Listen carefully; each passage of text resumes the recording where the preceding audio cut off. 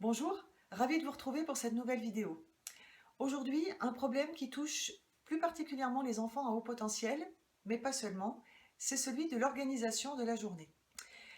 Combien d'enfants je vois en classe et qui arrivent et qui ont oublié leurs affaires, qui n'ont pas fait le travail qui était à faire, et certains me disent avec toute sincérité: «Ah non, mais j'ai cru qu'on était mardi», ou «Ah bah non, mais je ne me rappelais pas qu'on avait cours aujourd'hui». Alors certains peut-être essayent de contourner le problème qui est qu'ils n'ont pas fait leur boulot, mais non, la plupart d'entre eux sont véritablement sincères.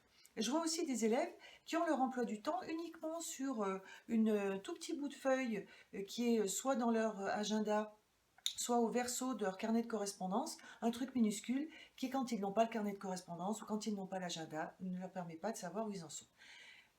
Certains y arrivent très bien, mais là encore, pour aider ceux qui n'y arrivent pas. Alors, la solution, elle est toute simple. Il faudrait, l'idéal, c'est de photocopier une feuille format A3, il faut quand même quelque chose d'assez grand, sur lequel l'enfant va reporter son emploi du temps. Alors, à la fois son emploi du temps de l'école, avec si possible des codes couleurs, telle matière associée à telle couleur. Vous comprendrez mieux cette notion de code couleur dans une autre vidéo, mais c'est une possibilité.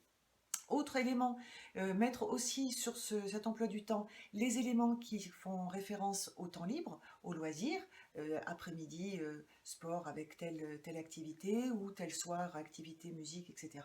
Et puis aussi des plages temps libre, toujours en lien avec une vidéo qu'on a faite où on vous parlait de ce temps nécessaire pour se recharger, où on va mettre des éléments qui vont correspondre à ce temps-là que l'on se garde pour soi.